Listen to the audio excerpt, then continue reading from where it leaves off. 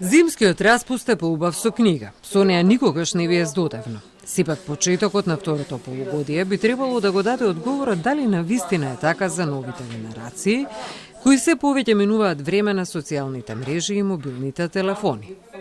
Голем број родители се жалат дека е вистински предизвик нивните деца да ги прочитаат барем лектирите, да не говориме за книги по сопствен избор. Сето ова го потврдуваат и во книжарниците, каде за жал мал е интересот на млади читатели. Воглавно се бараат наслови што секогаш биле во наставната програма, како Малиот принц, Петар Пан, Хамлет, Илијада, значи наслови што секогаш биле тука.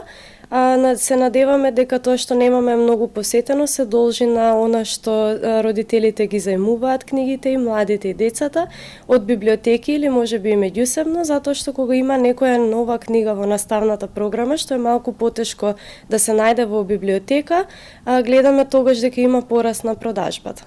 Дури и кога младите по свој избор бираат книга, најчесто нивниот критериум е таа да биде на англиски јазик, без оглед што преводната дејност кај нас ги следи современите книжевни достигнувања во светски рамки. Да бидеме реални, вон лектерите не читаат книги, тешко е да ги натераш лектири да читаат, а не па нешто друго. Периодов има и измена на дел од лектирите. Генерално и со моите деца се соочив со проблем со ИТРП и слични за да ги разберат. Сега има промена во лектирите за основно и за средно и купуваа. За овој зимски распуст, декември пред распустот купуваа лектири. Вистина е парадоксална ваквата ситуација, вели Петар Андоновски, затоа што сега имаме хиперпродукција на литература за деца, специјализирани издавачки куќи за деца кои ги следат светските трендови, чудесни илустрации и креативен пристап како да се задржи вниманието на детето. Како би можеле да ги мотивираме, мислам дека тука треба образованието да има големо влијание.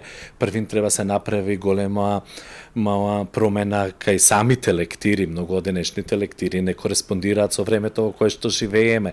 Па некои нови генерации, особено оние родени под 2000-та, кои се пораснати во едно сосем поинакво и различно време, не можат да се идентификуваат или да се пронајдат во оние класици. Класиците се супер, тие треба да постојат, секогаш треба да ги има како изборна лектира, но за да ги натераме децава да читаат и да ги научиме да читаат, мислам дека сепак треба да одбереме посовремени теми, посовремени книги, каде што самите ќе можат да се препознаат.